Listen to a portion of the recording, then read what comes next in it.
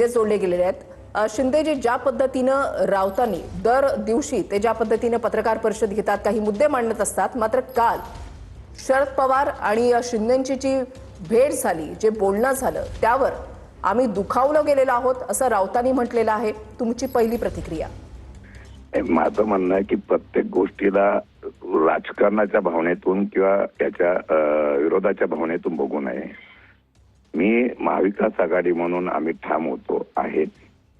मला वाटतं की ज्या पद्धतीने पवार साहेबांच्या तब्येतीचा आणि ह्याचा विचार करता बाजूलाच गाडी होती आणि त्या गाडीच्या माध्यमातून जात असताना दुसऱ्या माळ्यावर आता बैठक होती, खाली जाताना योगायोग आहे हा।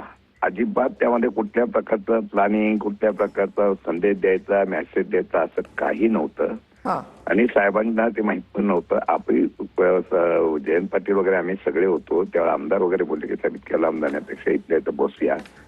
त्यामुळे मला वाटतं की त्याचा राजकीय आता ह्याच्यात बघण्याचा दृष्टिकोन प्रत्येकाने कसा विचार करावा, पण पवार साहेबांचं हे बघितल्यानंतर मला वाटतं की संजय राऊतांसारखं नेतृत्व आहे जे या ठिकाणी पवार साहेब अनेक वर्षापासून आहेत बरोबर। त्यांना माहिती आहे की पवार साहेबांचा स्वभाव वगैरे प्रत्येक गोष्टीमध्ये स्टेटमेंट देणं मला योग्य वाटत नाही।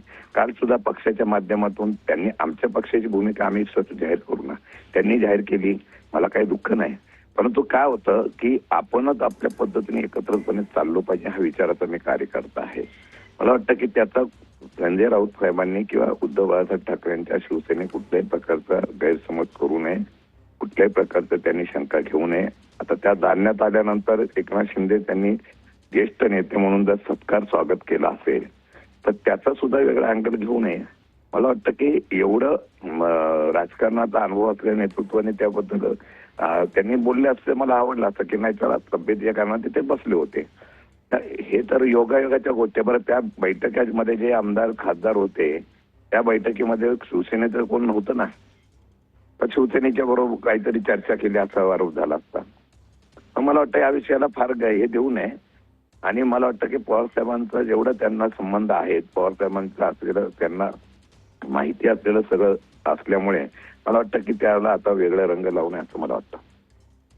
धन्यवाद शशिकांत शिंदेजी, तुम्ही तुमची सविस्तर प्रतिक्रिया TV9 मराठीकडे देण्यासाठी। तर या भेटीचा काही एक वेगळा अर्थ लावू नये असं शशिकांत शिंदे, शरद पवारांच्या राष्ट्रवादीचे प्रदेशाध्यक्ष यांच्याकडून सांगण्यात आलेलं आहे।